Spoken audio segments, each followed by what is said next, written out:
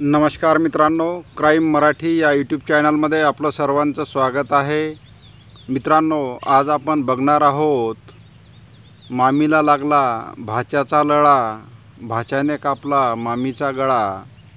ही घटना मुंबईतील वसई परिसरातील असून तेथे राहणारे जियाउल्लाह मताशहा यांची पत्नी सायरा बानू व ते 2 मुलांसह त्या ठिकाणी राहत होते. सायरा बानू ही सर्वसामान्य परिवारातील एक गृहिणी होती. पती व 2 मुले हेच तिचे जग होते. संसारात व जबाबदाऱ्यात ती गुंतलेली होती. तिने नुकतेच वयाची 30 पार केली होती. सायरा बानू हिचा भाजा नजामुद्दीन मोहम्मद शमी वय वर्षे 21 याची तिला भूल पडली. नजामुद्दीन हा सायरा बानू ही नात्याने भाचा मामी आहे. या दोघांतील नाते पवित्र होते, पण या दोघांच्या मनात वासनेचा सैतान शिरला होता. ती आपली मामी आहे हे विसरून नजामुद्दीन हा तिच्या शरीरावरून आपली नजर फिरू लागला होता. त्याच्या नजरेतील पाप हे तिच्या लक्षात आले तेव्हाच तिने त्याला अडवायला हवे होते. नात्याची आठवण करून त्याची कानउघडणी करायला हवी होती, पण येथे झाले उलटेच. तिलाही त्या कवळ्या भाच्याची भूल पडली. तीही त्याच्या या गैरवर्तनाला हसत खेळत प्रतिसाद देऊ लागली. तसेच त्यानेही धाडस केले. त्याची मामीही मागे हटली नाही. आपल्या नात्याला कलंक लावत ते दोघेही शरीरसुखाचा मनसोक्त आनंद घेऊ लागले. निजामुद्दीन हा जेव्हा वेळ मिळेल तेव्हा आपल्या मामीसोबत शरीरसंबंध मनसोक्तपणे करू लागला. त्याच्यातील हे अनैतिक शरीरसंबंध चोरीछुपे सुरू होते.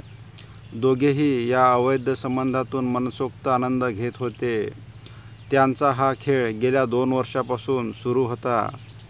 निजामुद्दीन हा तर्नाबांड गडी होता आणि त्याला त्याच्यापेक्षा 10 वर्षांनी मोठी असणारी मामी भोगायला मिळत असल्याने तोही खूप खुशीत होता.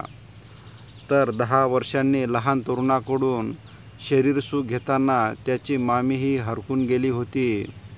पण समाजाच्या रीतिरिवाजाप्रमाणे निजामुद्दीनचे लग्नाचे वय झाले होते. त्याच्या घरचे त्याच्यासाठी स्थळ शोधत होते. निजामुद्दीनच्या घरचे त्याच्या लग्नाच्या तयारीला लागले होते. त्याची मामी सायरा बानू ही त्यात पुढाकार घेत असली तरी ती वरकरणी होते. त्याचे लग्न झाले तर तो आपल्यापासून दुरावणार ही भीती त्याच्या मामीला वाटत होती. त्यामुळे त्याची मामीही त्याला लग्न न करण्याबद्दल सांगत होती.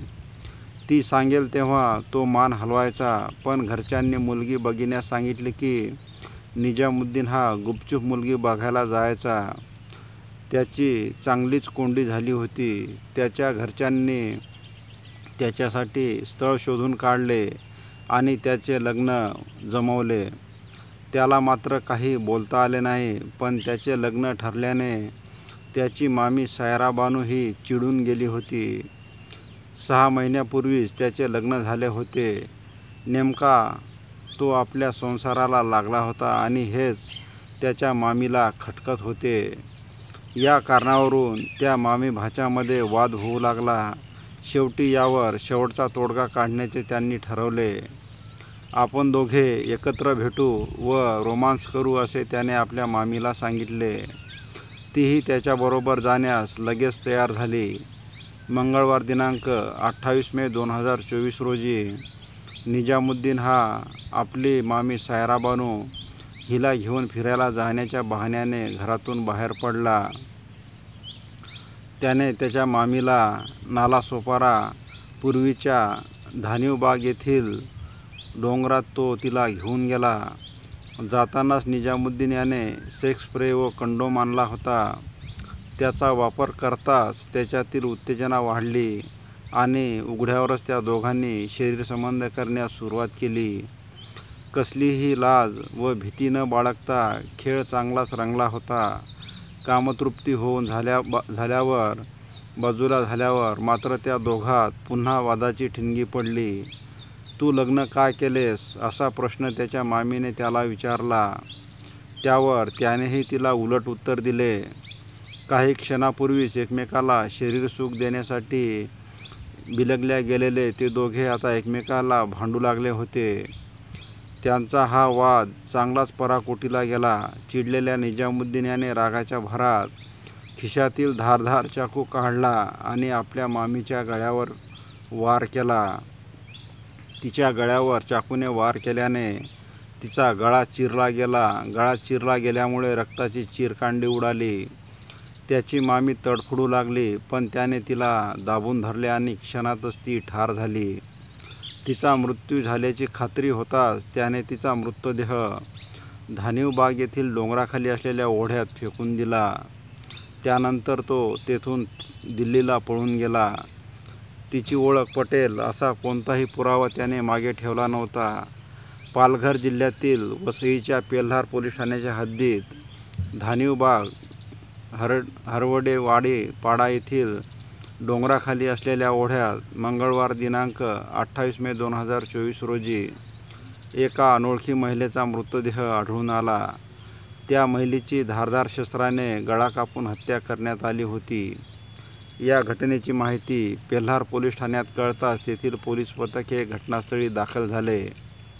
घटनास्थळाची पोलिसांनी पाहणी केली असता मृतदेहाजवळ एक वापरलेले कंडोम आणि सेक्स स्प्रे आढळून आला आणि त्या महिलेच्या अंगावर बुरखा असल्याने ती महिला मुस्लिम समाजातील असावी असा अंदाज पोलिसांनी बांधला. या महिलेची ओळख पटेल असा कुठलाही पुरावा घटनास्थळी आढळून आला नाही. ती महिला कोण, कुठली याबाबत काहीच माहिती पोलिसांना हाती लागली नव्हती. पोलिसांनी तपासाची चक्रे फिरवत मृतदेहाजवळ आढळून आलेला कंडोम आणि सेक्स स्प्रेवरून यावरून तपास सुरू केला. त्यावर लावलेल्या कोडवरून ज्या मेडिकलमधून त्या वस्तू विकत घेतल्या होत्या त्या ठिकाणी पोलीस पोहोचले. पोलिसांनी त्या ठिकाणी जाऊन विचारणा केली असता मेडिकलच्या मालकाने ज्याने हे कंडोम व सेक्स स्प्रे घेतले होते त्याचे CCTV फुटेज पोलिसांना दिले. परंतु तो तरुण कोण होता त्याचा उलगडा काही झाला नव्हता. त्या दरम्यान महिलेची ओळख पटवण्यासाठी पोलिसांनी तिच्या पोशाखावरून ती मुस्लिम असल्याचा तर्क लावला. त्यावरून परिसरातील मतदार याद्यामध्ये मुस्लिम महिलांची नावे तपासली आणि त्यावरून शोध घेण्यास सुरुवात केली. धानिवबाग येथील एका घरात जिया उल शहा यांच्या घरात मयत महिलेचा फोटो घेऊन विचारपूस करण्यासाठी गेले तेव्हा मयत महिला जिया उल याची पत्नी सायरा बानू ही असल्याचे समजले. सायरा बानू ही मागील 3 दिवसापासून बेपत्ता असल्याचे तिच्या नवऱ्याने पोलिसांना सांगितले. पोलिसांनी त्याला मेडिकल दुकानातून मिळालेले त्या तरुणाचे CCTV चित्रीकरण दाखवले असता तो तरुण जिया उल याचा भाचा निजामुद्दीन शमी वय वर्ष 21 असल्याचे त्याने पोलिसांना सांगितले. पोलिसांनी चौकशी केली असता निजामुद्दीन हा दिल्लीला पळून गेला असल्याची माहिती पोलिसांना मिळाली. पोलिसांचे एक पथक दिल्लीला शोधण्यासाठी रवाना झाले. तो एका बेकरीत काम करत असल्याची गुप्त माहिती पोलिसांना मिळाली होती. त्यामुळे पोलिसांनी दिल्लीच्या अमन विहार परिसरातील सुमारे 150 बेकऱ्या पालथ्या घातल्या. तेव्हा एका बेकरीमध्ये तो काम करत असलेला आढळून आला. पोलिसांनी त्याला ताब्यात घेऊन मुंबईत आणले व त्याची कसून चौकशी केली तेव्हा त्याने आपण केलेल्या गुन्ह्याची खळबळजनक माहिती पोलिसांना दिली. त्याने आपला गुन्हा कबूल केला असून आपणच आपल्या मामीचा गळा चिरून खून केल्याची कबुली पोलिसांना दिली.